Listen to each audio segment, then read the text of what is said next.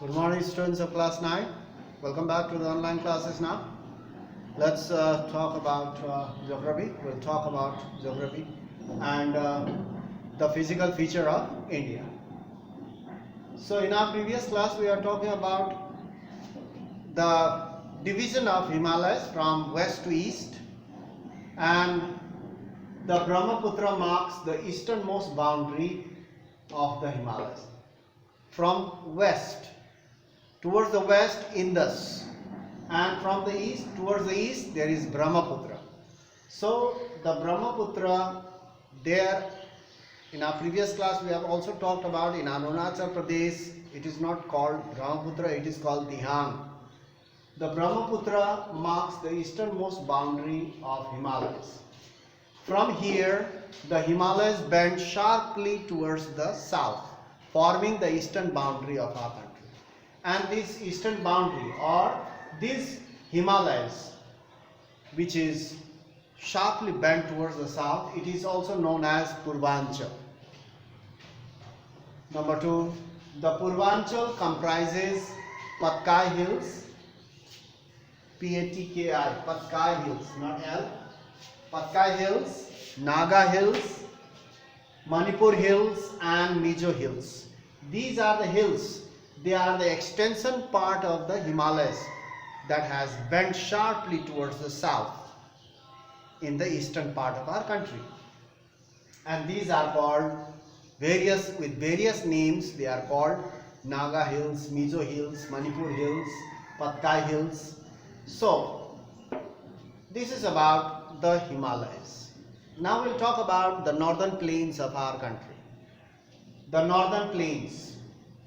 The northern plains of India, where we live, has been formed by the interplay. Interplay means actions. Interplay of the three major rivers, big rivers of North India, northern India. These three big rivers are Indus River, Ganga and Brahmaputra.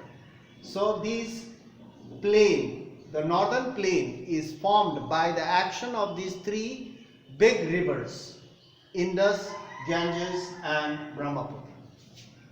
Number 2, the deposition.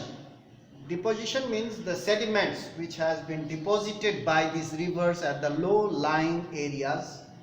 The deposition of alluvium soil in the vast basin. Basin means a land watered by the river. That's a basin. Vast basin, that is northern India, lying at the foothills of the Himalayas. At the foothills of the Himalayas, the low-lying area is being filled by sediments, alluvium deposition. Over millions of years, this deposition took place, and ultimately a flat level land was formed. Have you wondered why this land is so flat from Punjab to Assam? It is so flat because the water level at the time, wherever water reached, the sediments was deposited there. This shows that during millions of years ago, the climate was not like this. It used to rain very, very heavily. Most of the time it used to rain and bring down sediments all the time throughout the year, and started depositing in this low, shallow ground or basin. And wherever the water reached, the sediments were deposited, and once the layer of the sediments rose and the climate began to change, less rainfall, every thousands of years the climate changed, thousands of years. As the climate began changing, the land was dried up and it became a flat land. So now in this way, over millions of years of deposition by these three big great rivers, so this northern plain of India formed, this fertile plain. This is a very fertile plain, one of the most fertile plain of the world, we can say that. Most fertile land of the world is northern plains of India. This plain is 2,400 kilometers long from Punjab, Haryana, Uttar Pradesh, Bihar, Bengal, Assam, 2,400 kilometers long, and in some areas it is 240 kilometers broad, wide, 240 to 320 kilometers broad, such a big, huge, 2,400 kilometers long and 240 to 320 kilometers broad. So quite a vast plain. It is also called a tableland. Number 4, with rich soil, the soil is very fertile, combined with sufficient, adequate means sufficient water supply. This northern plain is watered by numerous rivers, small, big rivers. Sufficient water supply and good soil and favorable climate. Climate is also favorable. It is agriculturally very productive land.